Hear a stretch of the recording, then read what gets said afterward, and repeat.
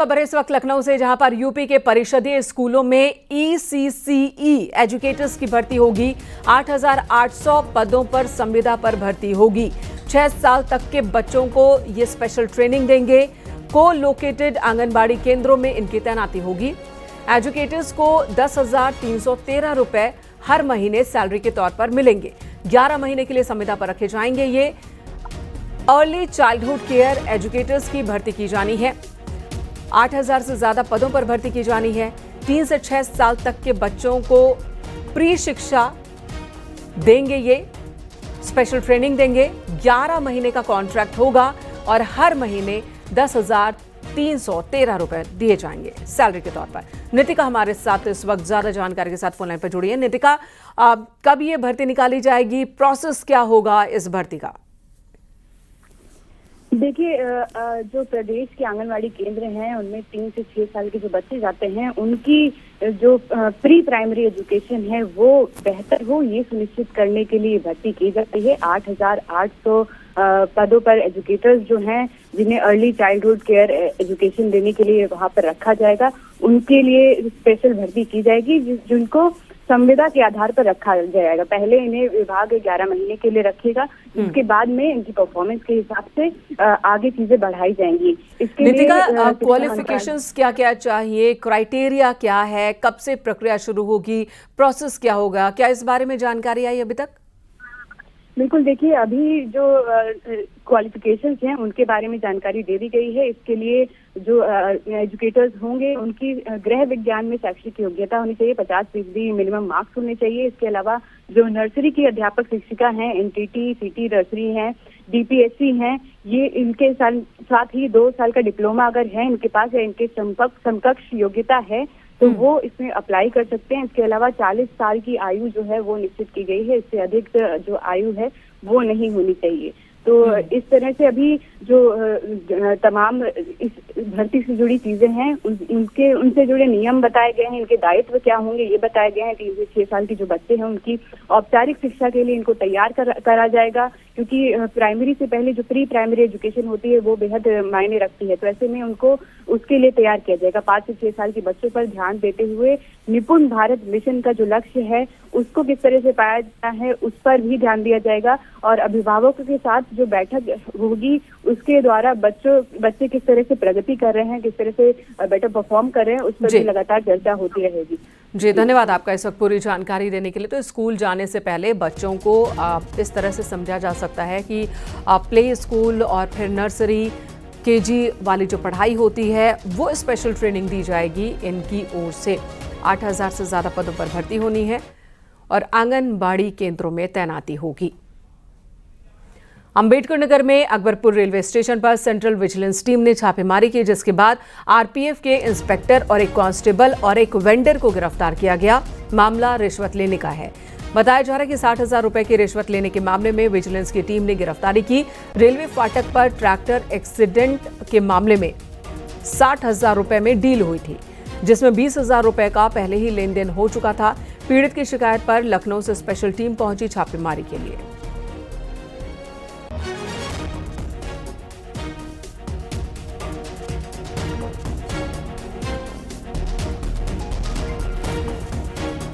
अंबेडकर नगर का ये मामला, जहां पर 60,000 की रिश्वत लेने के मामले में गिरफ्तारी हुई है।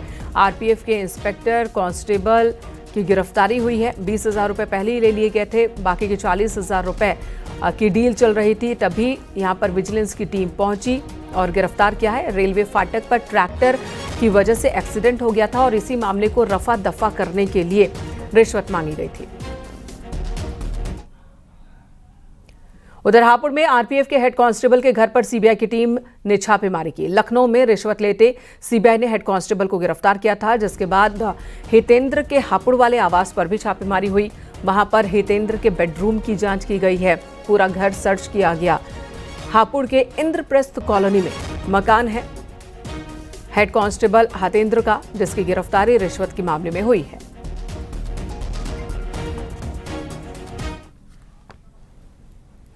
इधर कानपुर में पुलिस ने तत्परता दिखाते हुए छेड़छाड़ के आरोपी को गिरफ्तार कर लिया। नाबालिग से छेड़छाड़ के मामले में पीड़िता के परिजनों की शिकायत पर पुलिस ने महज 2 घंटे के भीतर आरोपी को गिरफ्तार किया।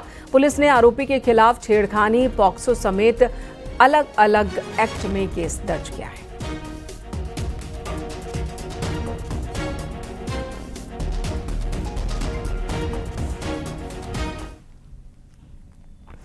देवरिया में एक प्राइवेट स्कूल के प्रबंधक की निर्मम हत्या कर दी गई। मामला रुद्रपुर थाना क्षेत्र के फतेहपुर गांव का है।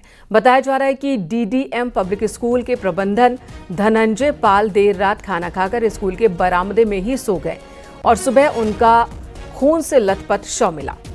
मौके पर पहुंची पुलिस ने शव को पोस्टमार्टम के लिए भेजा। जांच पड़ताल कर रही है पुलिस। मृतक की हत्या किसी धारदार हथियार से होने की आशंका है। हालांकि मृतक के परिजनों ने किसी के खिलाफ कोई आरोप नहीं लगाया। फिलहाल पुलिस फॉरेंसिक टीम और डॉग स्क्वाड की मदद से इस मामले की जांच पड़ताल कर रही है। और सुबह हम लोग को सूचना मिली जदी 112 कि सुबह उनको किसी ने धारदार हथियार से उनके सिर पे वार किया है, जिससे उनकी मृत्यु हो गई है। सूचना पर लोकल पुलिस और हम लोग मौके पे आए हैं। डॉग स्क्वाड और फॉरेंसिक टीम भी आई है, स्वाट की टीम भी आ गई है, सर्विलांस की टीम भी आ गई है। अब अभी परिजन ने किसी से दुश्मनी का ऐसा भी कोई कारण नहीं दिया है। वो अपना तहरीर अभी दे रहे हैं, जिसमें सुसंगत धाराओं में मुकदमा दर्ज किया जा रहा है और हम इसके विभिन्न पहलुओं की अभी पड़ताल कर रहे हैं। जल्द ही इस घटना का अनावरण कर दिया जाएगा। यूपी में बदमाशों के खिलाफ पुलिस का ऑपरेशन लंगड़ा जारी है। वाराणसी और गाजियाबाद में पुलिस ने आरोपियों पर शिकंजा कसा। वाराणसी में पुलिस की चेकिंग के दौरान चेन स्नेचर्स से मुठभेड़ हो गई और इस दौरान पुलिस ने 2 आरोपियों को गिरफ्तार किया। आरोपी बदमाशों के कब्जे से तमंचा, कारतूस और लूटी गई सोने की चेन बरामद की गई। गाजियाबाद में पुलिस ने बदमाशों का एनकाउंटर किया और मौके से 2 को गिरफ्तार किया है। इनके पास से एटीएम काट कर पैसे चोरी करने का इन पर आरोप है। पुलिस ने इन दोनों की गिरफ्तारी की।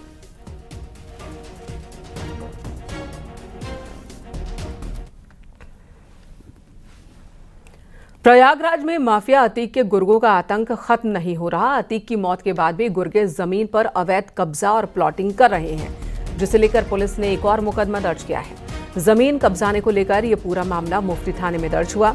जबरन डरा धमकाकर जमीन पर कब्जा करने और 5 करोड़ रुपए की रंगदारी मांगने पर अतीक के साढ़ू इमरान समेत 8 लोगों के खिलाफ केस दर्ज हुआ है।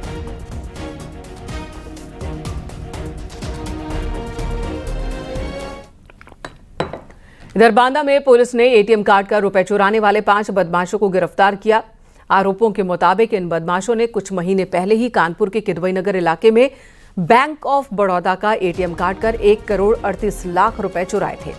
आरोपियों के पास से तमंचा, एटीएम काटने के उपकरण, नकदी और कार बरामद हुई है। पूछताछ में बदमाशों ने बताया कि गिरोह बनाकर कानपुर और आसपास के जिलों में एटीएम काटते थे और रुपए चुराते थे। तैलानी कस्बे में एटीएम काटकर चोरी करने की साजिश अभी कर रहे थे, तभी पकड़े गए और इस मामले में 3 आरोपियों को कानपुर पुलिस ने 18 जून को गिरफ्तार कर जेल भेजा था। त्रिपाठी और आशीष त्रिपाठी 2 सगे भाई हैं। ये कानपुर किदवई नगर में एटीएम से 1 करोड़ 38 लाख रुपए जो चोरी हुए थे उस अभियोग में वांछित हैं। 3 अन्य जो है अंकित सिंह, आभास शुक्ला और विनय त्रिपाठी है, वो भी इनके साथ में थे। इनके कब्जे से 2 अवैध असलहे, कारतूस और कुछ नकदी बरामद हुई है तथा एटीएम से छेड़छाड़ करने वाले उपकरण भी बरामद हुए हैं, जो पूछताछ से की जा रही है।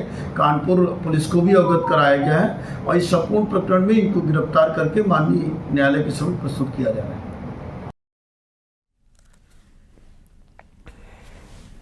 नोएडा से बड़ी खबर, मेट्रो हॉस्पिटल में 9 करोड़ की साइबर ठगी के मामले में एक और आरोपी गिरफ्तार किया गया। पुलिस ने अचार बेचने वाले सागर चौहान को गिरफ्तार किया। शातिर पर 9 करोड़ की धोखाधड़ी में शामिल होने का आरोप है। जांच में पता चला कि सागर के नाम पर एक फर्जी खाता था और खाते में 1 करोड़ 94 लाख रुपए ट्रांसफर हुए और पिछले 2 सालों में उस खाते से 182 करोड़ रुपए का लेन देन हुआ है। गिरफ्तार आरोपी को हर महीने 10,000 रुपए ट्रांसफर कराने के एवज में मिलते थे। दिल्ली के घंटाघर का रहने वाला है आरोपी एक अन्य आचार मुरब्बा बेचने वाले साथी के जरिए हॉस्पिटल के पूर्व रिकवरी ऑफिसर वैभव कुमार के संपर्क में आया था और उसके बाद से इस कारगुजारी में वो भी एक हिस्सा था।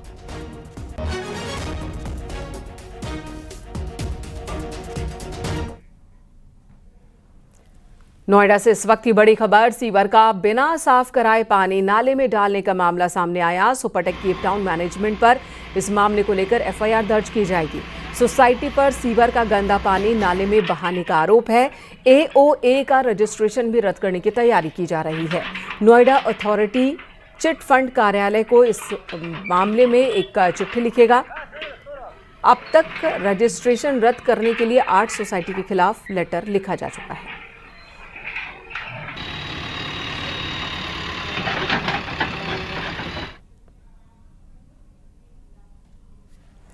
संविधान के प्रस्तावना में शामिल धर्मनिरपेक्ष और समाजवादी शब्दों को लेकर एक बार फिर बहस छिड़ गई है। आरएसएस के सर कार्यवाह दत्तात्रेय होसबोले ने इन शब्दों पर सवाल उठाए। इमरजेंसी के 50 साल पूरा होने के मौके पर उन्होंने इन 2 शब्दों को संविधान से हटाने की मांग की।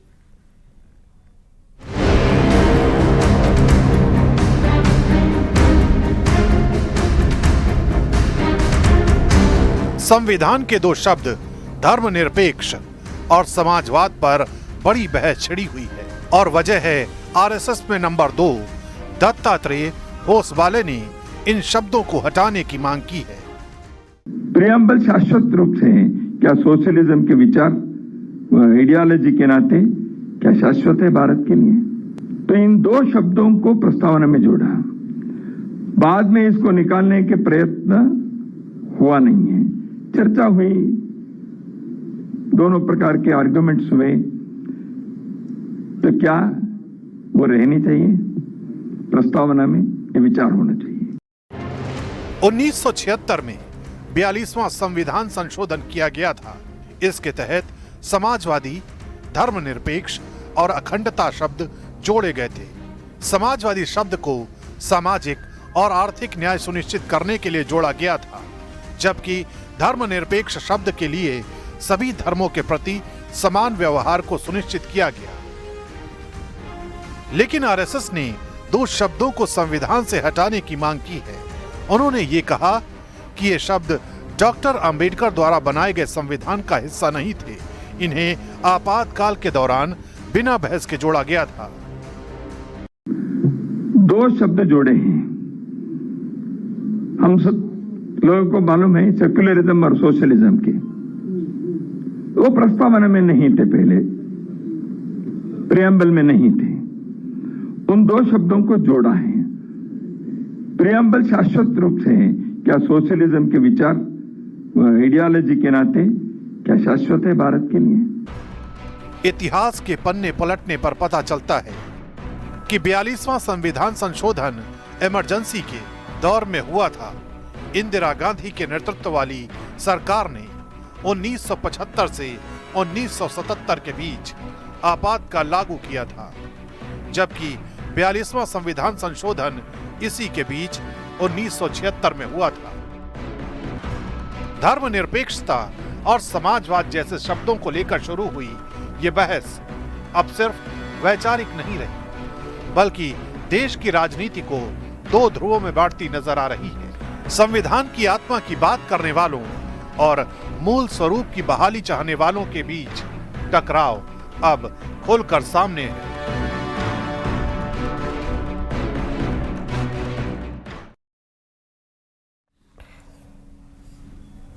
संविधान की प्रस्तावना में धर्मनिरपेक्ष और समाजवाद शब्दों को लेकर छिड़ी बहस अब सियासी रंग ले रही है।